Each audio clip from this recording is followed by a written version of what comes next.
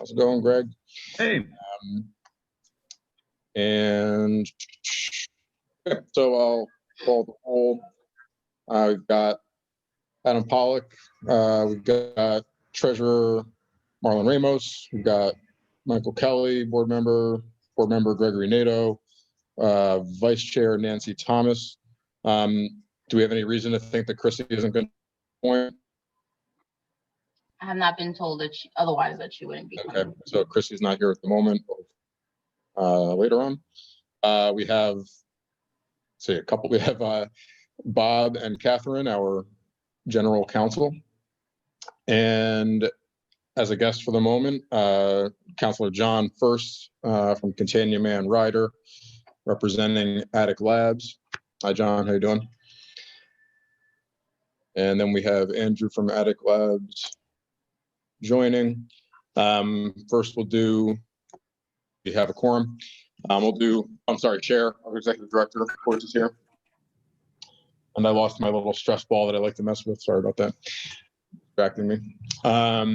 Proof of notice of the meeting. I have before me the note duly made. Is the plan to do executive and Attic Labs will be later where they're listed in the agenda? Sorry, I didn't hear that. Say that again. So since Attic Labs is listed later in the agenda, they know that they're later in the agenda, or we move them to the front of the agenda since they're here? That would be kind. That would be nice. I'm sure they'd appreciate that. What do you mean? We love hanging out with you guys. All right, 1 second.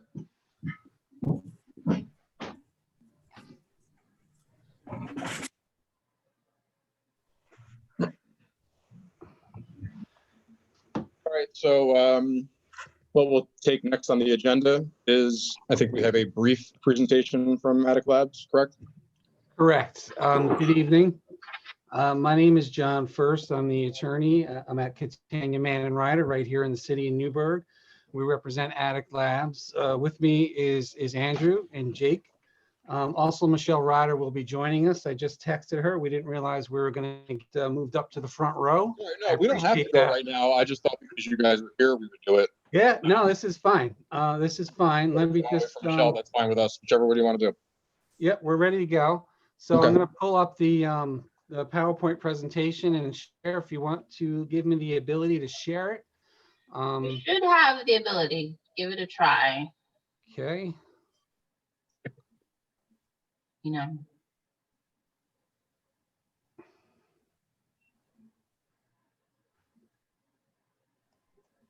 Okay, does everybody see that? Yep. Got it. Great. All right, and all right, so let me. I'm on too, John. It's Michelle. Okay, oh, great. Michelle's on too. So perfect timing, Michelle. So again, my name is John First, Michelle Ryder. We're the attorneys for the applicant, Attic Labs, LLC. And we're here to talk about the Foundry. You guys giving us an opportunity. We won't take up too much of your time. I know you've spoken to our clients previously.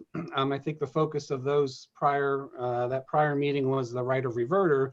But we want to talk about the project itself, give you kind of an update where we are and what we're going to do in the near future.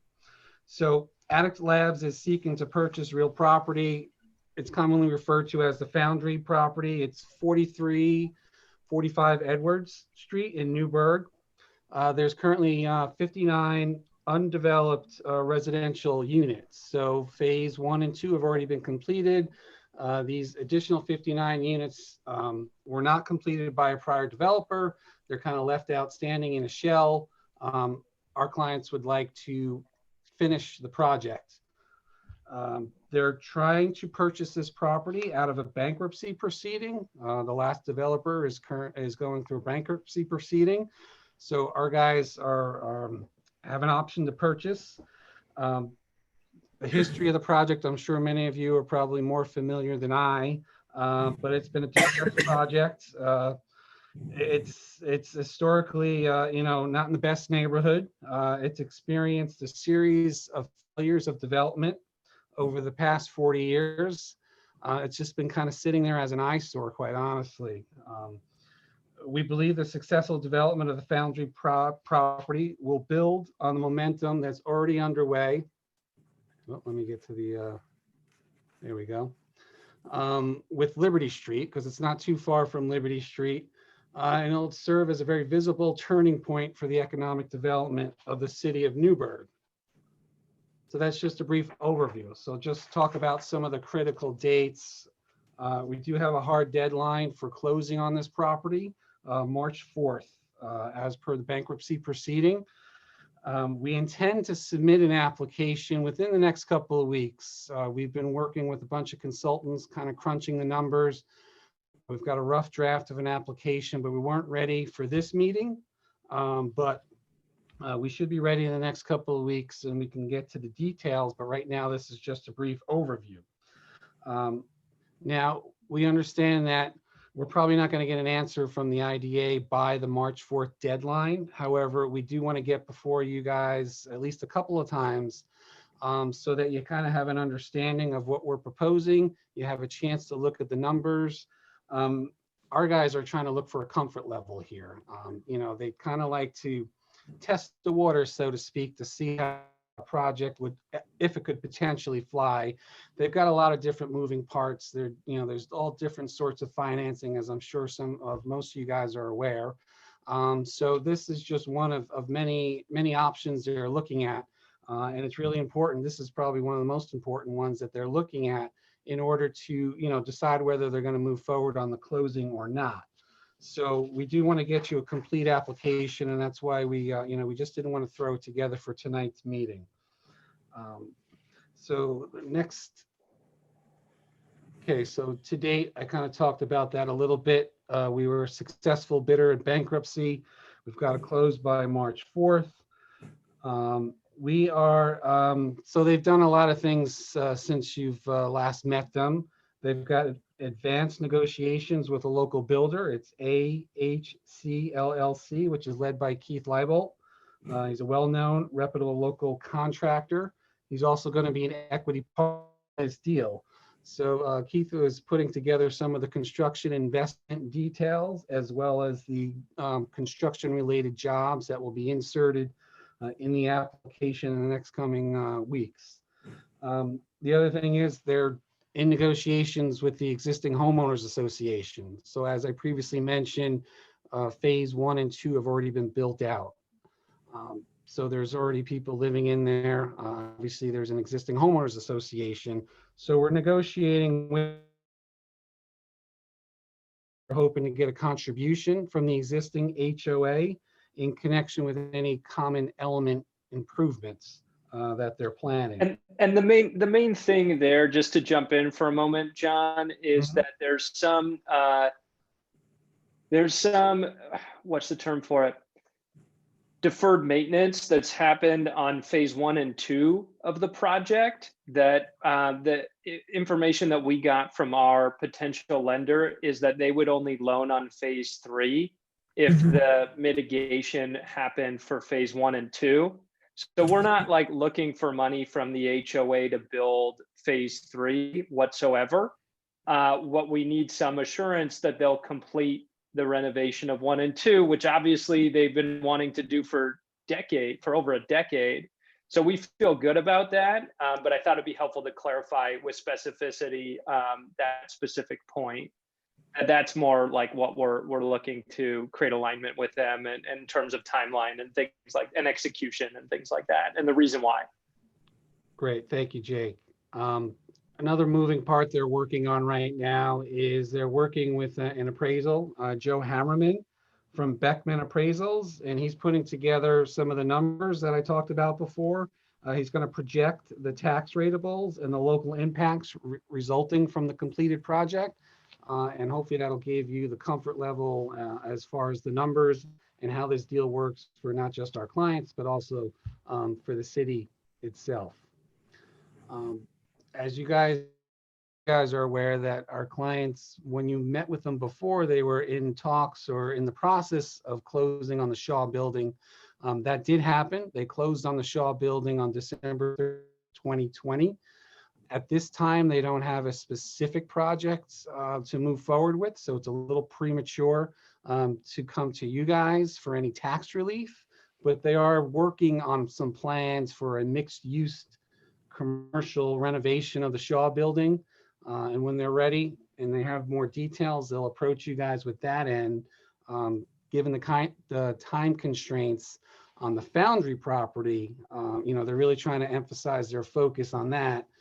And then again, the Shaw Building, which I think the two kind of go hand in hand, they're very close in proximity to each other. And I think they kind of feed off of each other and all the other good things that are happening in that section of the city.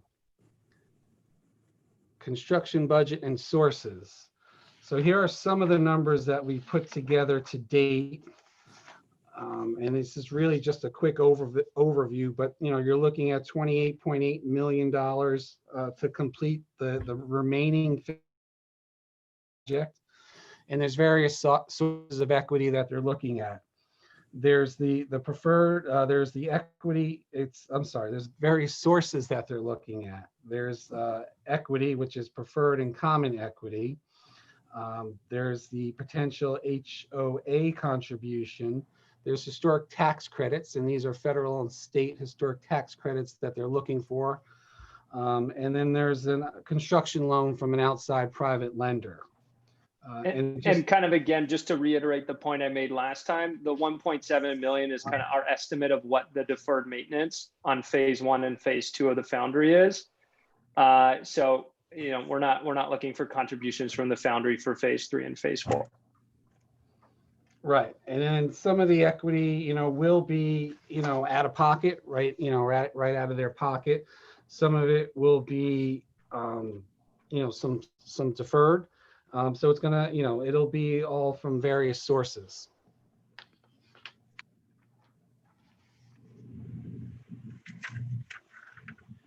So, in essence, there's a couple of things we're going to be looking for here. So there's the sales tax and mortgage tax relief.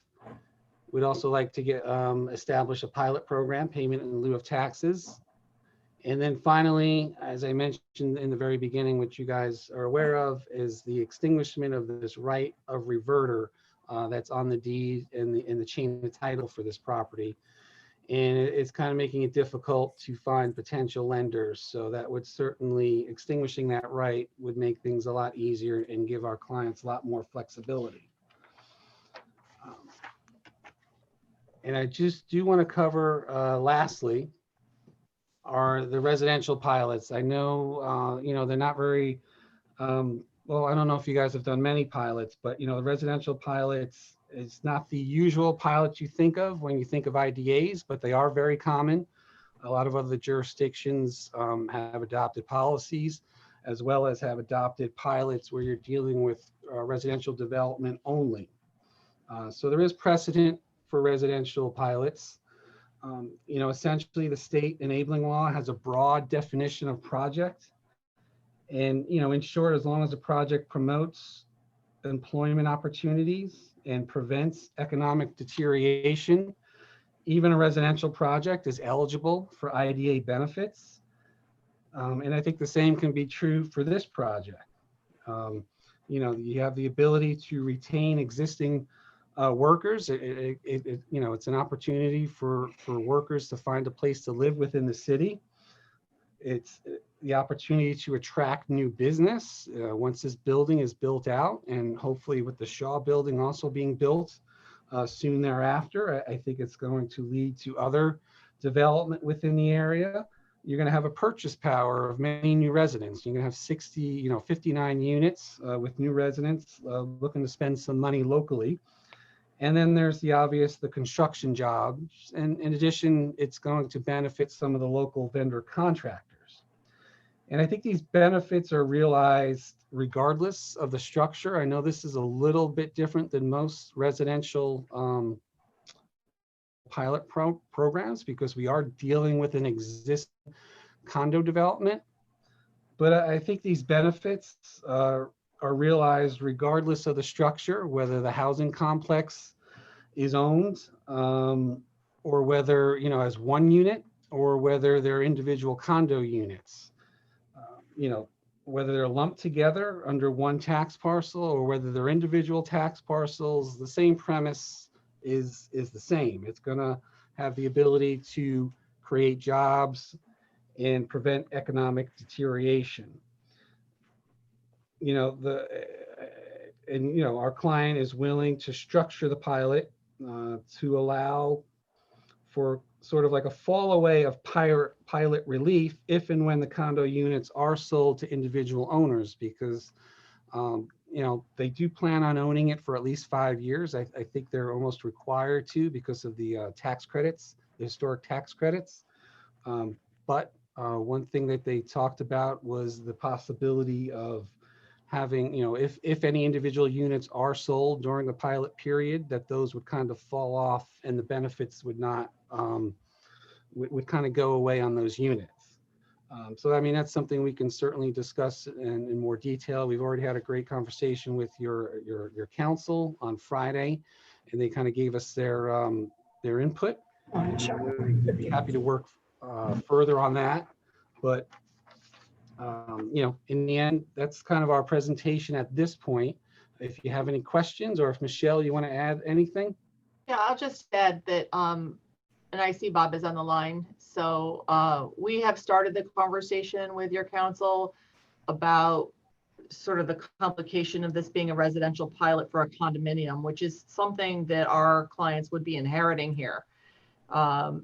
This was already, condoed before, long before now. They're stepping into a pre-existing structure, but the intention is to hold it again for at least 5 years. There's nothing to say if it may be longer than that.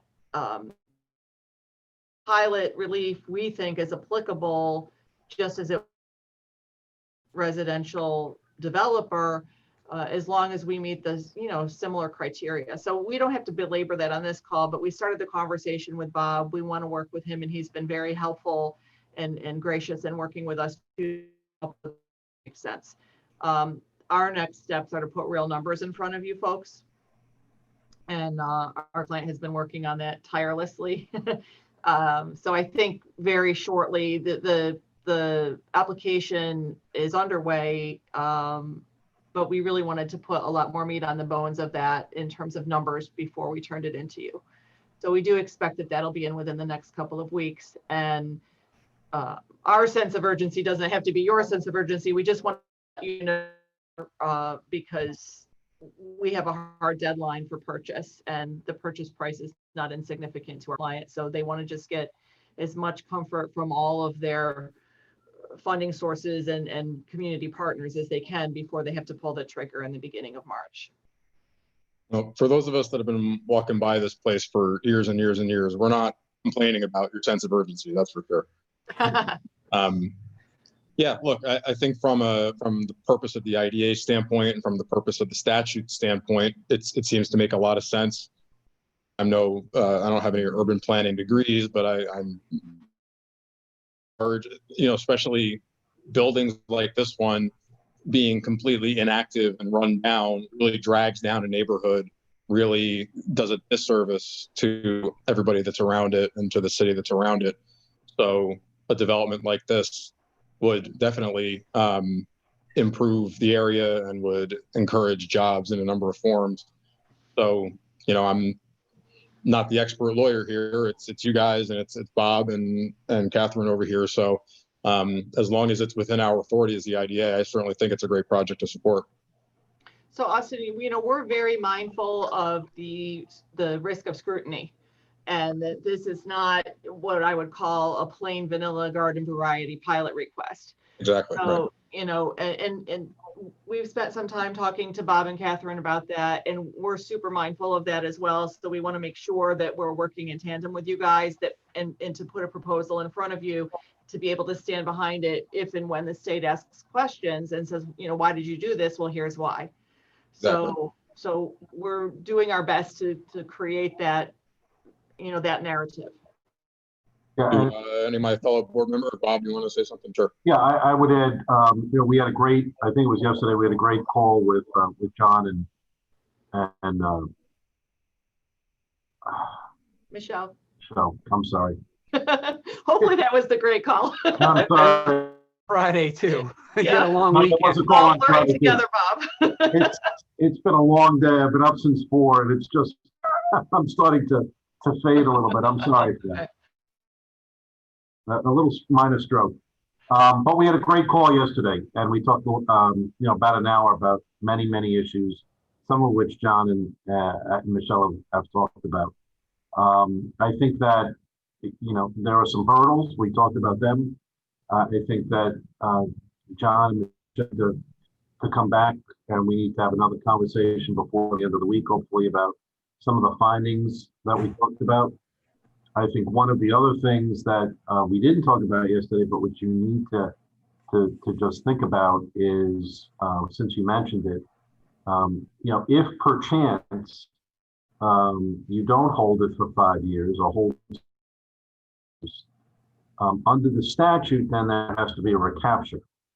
And so how, I don't know if you've thought about that, and I don't want to discuss it here, but I just want to plant the seed of, we do need to address that because that's the statute as well. So, Yeah. I think there are lots of hurdles. As I said yesterday, I don't think any of them are impossible. Mindful of the regulator, sure that when we go in the direction that you're asking, there's no criticism, or at least if is worth anything that's going to overturn and cause you problems or the IDA problems. So it's been a great couple of conversations. I look forward to them. As I said to you and John yesterday, Katie and I are here to help. If you can't get one, get the other one. And we want to try and help get this done. I know that March 4th is a looming time frame. I don't think we'll get everything done by then, but we're available morning, noon, and night. Just let us know. We'll send you. Our offices may be closing, at least in theory, because of what's going on in Albany County. So we'll send you our cell phones. We have the emails obviously as well, but make sure you guys can get a hold of us at any time. And I just want to add one other sort of component, which is, yes, we are concerned about scrutiny from the IDA perspective, and also this is in the city of Newburgh, and there's always scrutiny here. And so,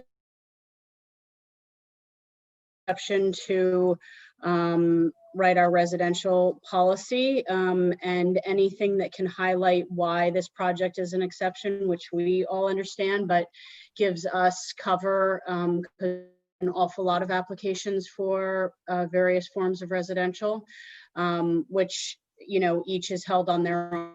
But, our real charge is to try to get behind commercial and those positive jobs and tax ratables and all of that. So yes, anything that you can give us cover to show all of those wonderful benefits to jobs and tax ratables and things that prove that this is sort of a different exceptional project, that helps us as well.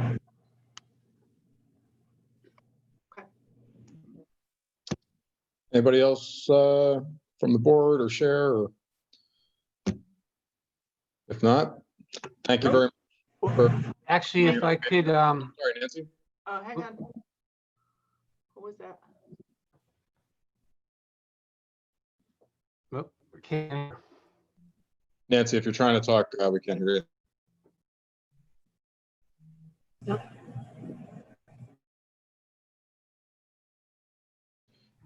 If you want to put a comment in the chat, you could do that, or you could send me a text and I'll tell everybody what you think. Austin,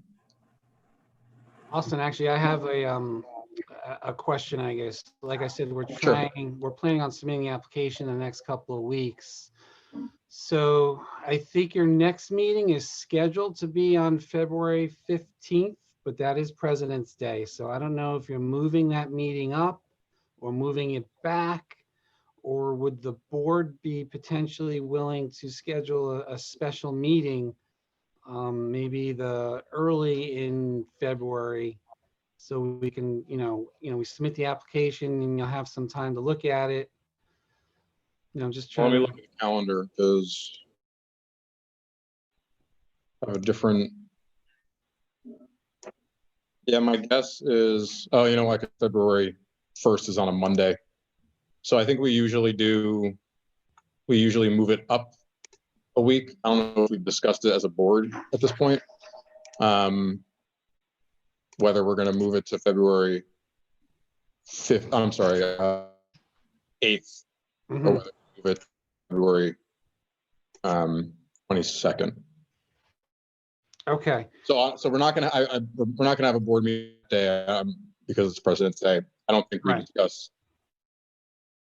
I think we would probably would like to have maybe 2 meetings if possible, once we submit the application. Again, I know our emergency is not your emergency, but if it's just something for the board to think about, and whether the meeting's on the 8th and the 22nd, or the 1st and the 22nd. I don't know if, at this point, I'm not sure if, Well, it's gonna be either the 8th or the 22nd. right, Right. okay, Yeah, so John, I would suggest that, why don't you keep going what you're doing? And then we should circle back together either on Friday of this week, like we discussed, or maybe early next week. Mhm. And we can talk about that. We can talk about meetings, and then I can report back to Austin and share, and because I want to make sure that you get to do what you need to do, which will help us, and then drive the schedule after that a little bit. Right, yes, and I was just kind of throwing it out there that might be a possibility. We could be asking for a special meeting. Sure, and we talked about that yesterday as Mhm. something that I'm sure the board would consider if you need it. But if we're talking the 8th, that might be soon enough at this point. Mhm. If I'm doing my math now, because we're in the second, we moved it up because of MLK Day next week, so we'll probably move it up again to the 8th next month, unless for some reason the board says most of them aren't available. But I would guess the 8th. Okay, Great. I Yeah, would if we just need a add, special meeting, just let us know, and we'll see if we can all make it. yep, I would just add one comment as we close. It just means a lot to hear the support from this group. Truly, we've been pouring into this project a lot of time and soon to be a lot of capital, but already spending thousands of dollars to just get to where we are today. And so it's a lot, and knowing, and we know what it means to the city, and we know what it can be, and hearing support from this group helps supercharge the batteries on our end to keep going and make this thing happen. And it's been a journey and a process, and just grateful for that. So thank you. Yeah, thank you for being interested in it and really committing to doing a good job on it. We do appreciate that too. So you're very welcome, and I catch it. Great. Okay. Thanks for your time tonight. Awesome. Thank you. Thank you guys all for Thank you. coming. Cheers. Okay. Bye-bye. Okay, so let's go into exec, because that's the next scheduled item on the agenda. I'll take a motion or to discuss proposed pending or whatever the other one, litigation or current litigation. Take a motion. I will make a motion to go into executive session. Thank you. Do I have a second? I'll second. Second from Nancy. I heard you that time, Nancy. All right, all in favor, say aye. Aye. Aye. Aye. Opposed, abstaining, motion carried. All in favor, say aye. Aye. Aye. Opposed, abstaining, motion carried. It looks like we're recording. No decisions were made in executive session.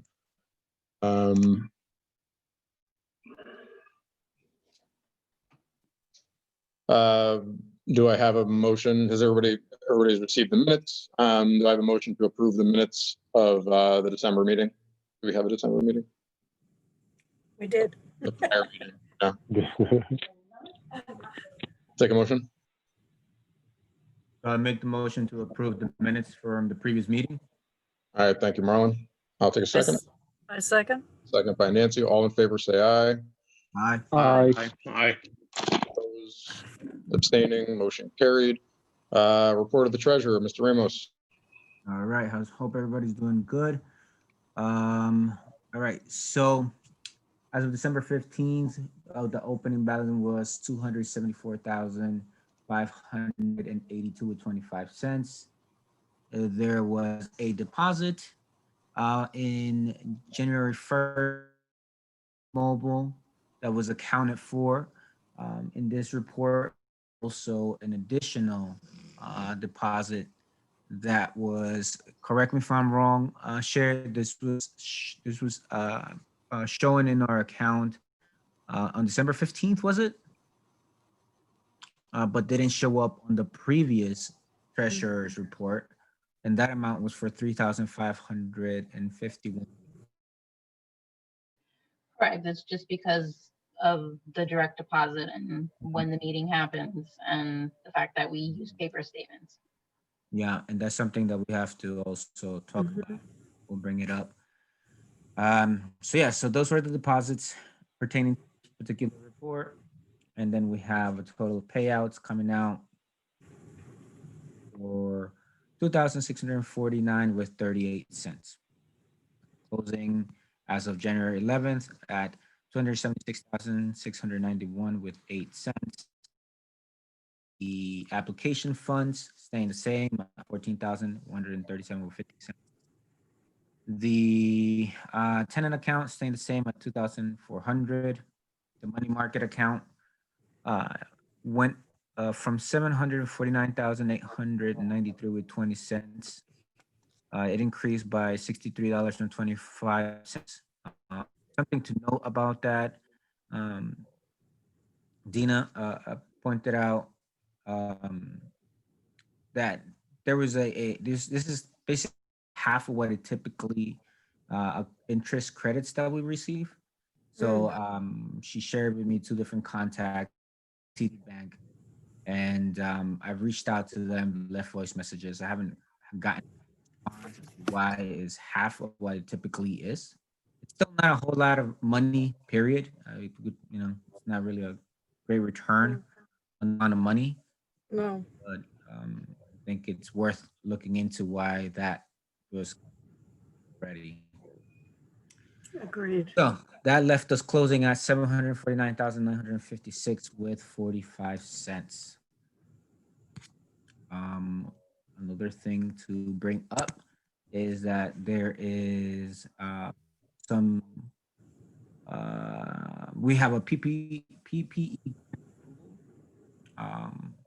the resolution 202101. So it was reviewed by myself, and basically we're saying to the board that we would like to approve the PPE grant request. Particular, and in regards to the deposit that was post dated on the 1st of December, right? Part of the confusion on last month's treasurer's report has to do with us not having online banking.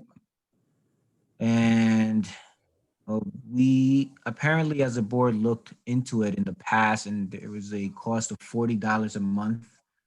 We don't know what it is now. We can inquire about it, but that's something that would that would prevent errors like this in the future. So my suggestion is if we can get ourselves up to date and get on online banking, that would be great for regular just maintaining the numbers. Should we go ahead and approve the treasurer's report as it stands and then take this as a second item? Yeah, I'll take a motion to approve the treasurer's report. I'll move, we approve the treasurer's report. Thank you, Nancy. Do I have a second? I'll second. Thank you, Mike. All in favor, say aye. Aye. Aye. Opposed, abstaining, motion carried. I would certainly be in favor of coming into the new millennium with online banking at the cost of $40 a month. We do have to verify that, but we could get that. We could get that answer. But I will also, just a part of this, so Rhinebeck Bank has announced its, I don't know if it's announced it yet. Well, they called us anyway.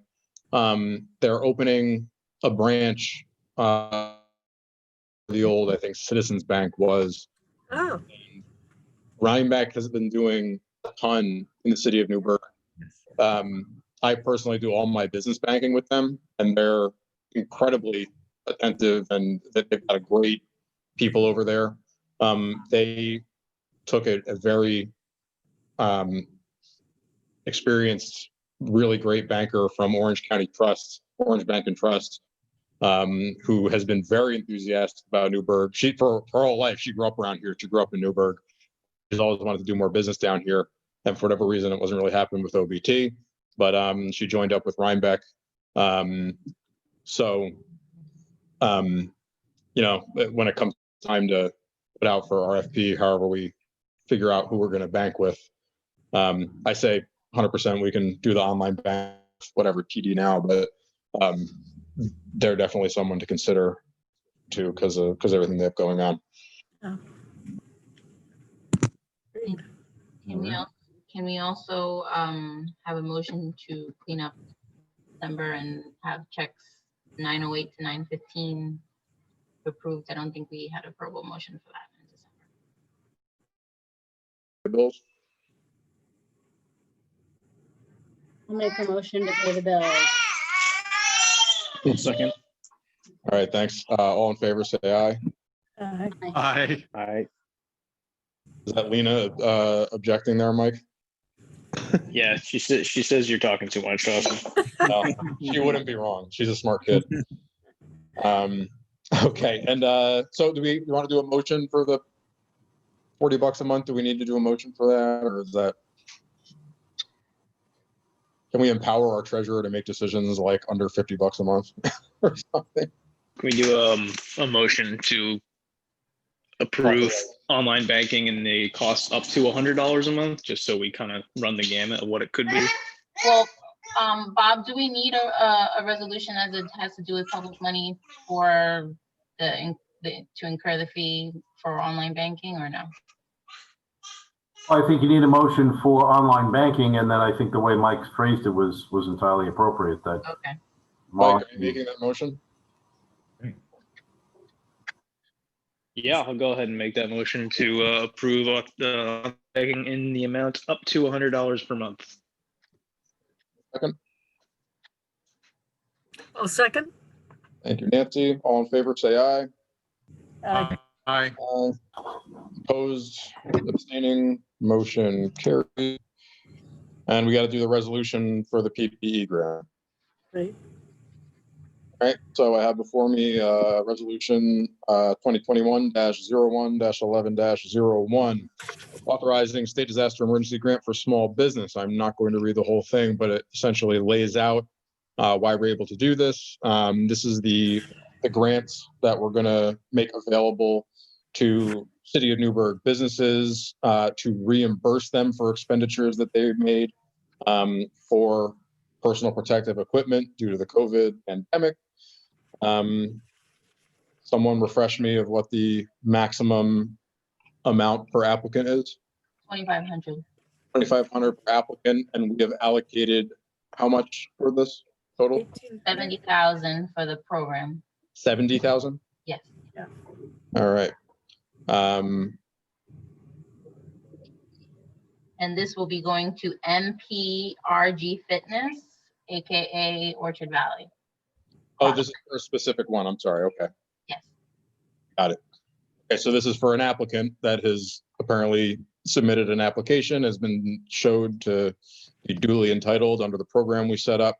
The total amount is $1,830.77.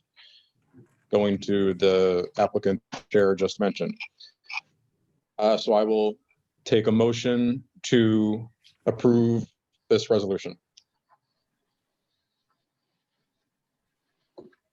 I will make a motion to approve this resolution. Thank you, Chrissy. Do I have a second? Second. I think Yep. Gregory got on this one.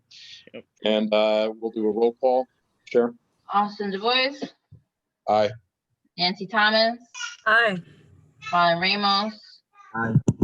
Christina Amato, Aye. Michael Kelly. Aye. Adam is absent, and Gregory Nato. Aye. Motion carried. Thank you, everybody. Marlon, is that all for the treasurer's report? That is all I have. All right. For my report, for the Economic Development Committee, we're meeting on Thursday to start reviewing nitty-gritty the RFPs for the city club, or the proposals pursuant to the RFP that was let out for the city club, which I think I mentioned last time, a few good ones in. Let's just say I think they'll make Chrissy happy. Very good. I like that. Doing so will make the rest of us and the entire city of Newburgh very happy. Thank you.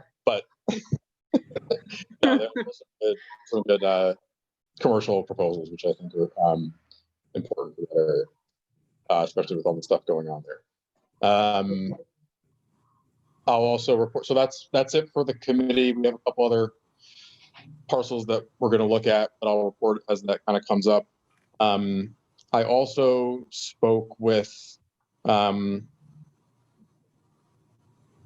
I also understand that the county hopefully is pretty close to getting things figured out on the Grand Street parcels on the historic properties that Foster Supply Development are going to be hopefully buying and turning into the resort hotel, 100+ jobs, no big deal.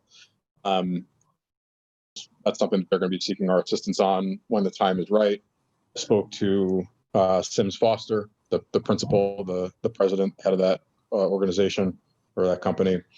And once he's in contract, he's going to start talks with us, right? That's the time for that to happen.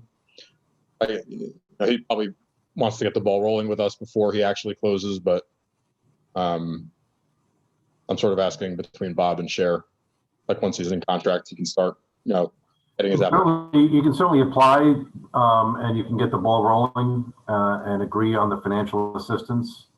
I hesitate to close on financial assistance until the planning board has approved the project and Right. all the permits are in hand. That's fine. Yeah. Just as far as he asked me as far as getting the ball rolling, I said, yeah, once you sign the contract. Right. Certainly we can.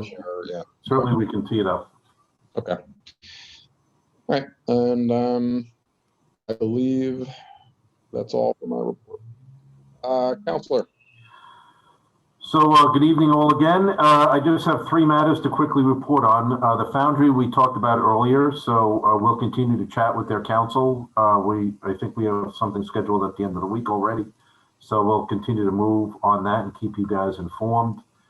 No change since the last meeting on Scobie Drive. The purchasers are still waiting for word from DEC. Not unusual, DEC is on a skeleton staff. Primarily very hard to reach. And then a third, which is kind of, I think, good news, St. Luke's Cornwall is coming back. If you recall, they were going to do a refinance or a funding of bonds back in the spring. Right. That kind of fell apart due to COVID. I did get an email from their counsel that they are going to circulate a forbearance agreement, and so that may be on an agenda for the next meeting. I will keep you guys posted on that. Not really sure what the forbearance agreement says, nor what the impact on the IDA bonds that are outstanding. All right.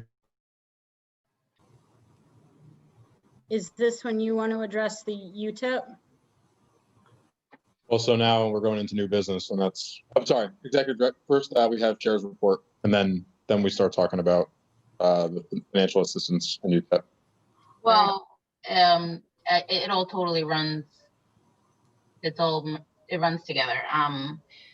So I'm working with Bob on preparing a new UTEP. It's already a pretty good draft. I just got it a little soon before the board meeting, but it was a lot to try and put together. I think probably by the end of the week, I'll have something to circulate to all of you, a working draft that we can discuss. And I'll say this is something that we really need to take the time to go over. Like, let's pretend we're in school again and actually do some studying, which I hate, trust me, like I can't stand it. But this is like the foundation of what we do. So what I'm gonna ask of everybody is that when Sheriff sends this out, I think we should really schedule a special meeting to discuss this thoroughly, after having reviewed it thoroughly. We'll figure out timing on that, but it's that important. Yeah, to echo what Austin says, like you probably all should print it out and scribble all over it. Anything you don't understand, no question is stupid. Please, ask everything. That's what I'm here for and what Bob's here for as well.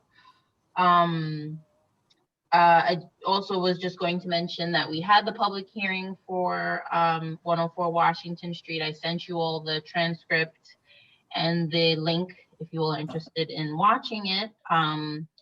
And just to briefly say, the main comment was the concern on the number of floors, and also some concern over what the pilot agreement would look like. But since we don't know what that is, there was no comment that we could give on that. So we will be waiting to hear back from Philippe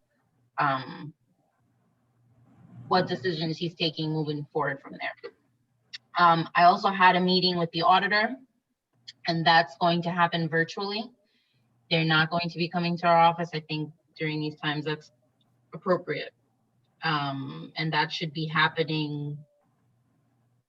You all should have a working draft to look at, I think, by the February board meeting, so that you can approve it for March.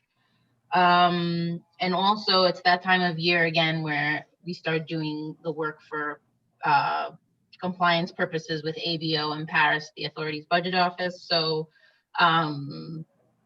we'll start sending out those letters. And as you saw before the meeting, I send you emails pertaining to that as well, information that I need. So, we'll be working on that in the office from now until March, collecting the data that's necessary for that. And next week is the IDA Academy, not IDA Academy, New York State DEC, what is it again? The annual meeting for economic development, EDC, too many acronyms. So if anybody is, I think myself and Marlon are attending. If anybody else is interested in attending, please let me know. How do we sign up? I didn't see. I can send you another link. And it's a Okay. two-day full day conference, but Via Zoom? via Zoom. I mean, it's great because you don't have to drive to Albany to attend. So I think it's a great time to take advantage of these virtual meetings, especially for this. There's nothing wrong with Albany. Nothing wrong with Albany. It's just the drive. You save yourself an hour and a half drive. The infection rate is over 10%, so. Cher, is it like the one I did back in October? Yes. Similar. Similar, okay. Same organization that runs it, so.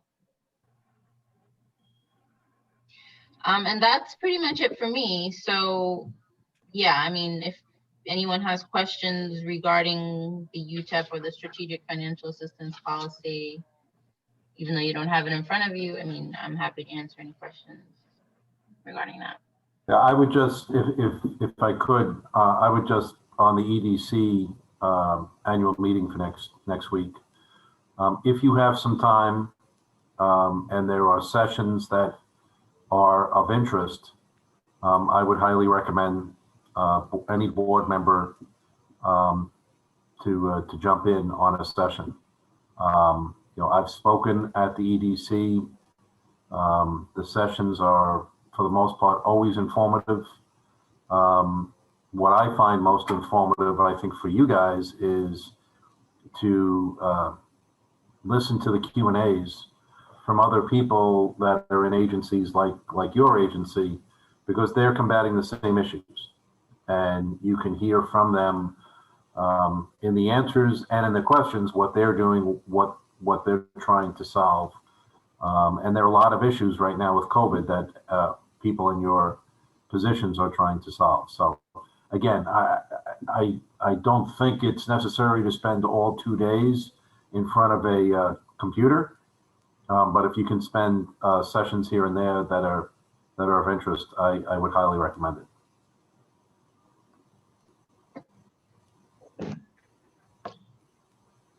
Okay, great. Anything else on those items? All right, do we have any old business? All right, hearing none, I will take a motion to adjourn. I move that we adjourn. Thank you, Nancy. Do I have a second? Second that. Thank you, Greg, I think. What was it, Marlon? Sorry. All right, all in favor, say aye. Aye. Aye. Opposed, abstaining, motion carried. Everybody have a great evening. I'll email you tomorrow.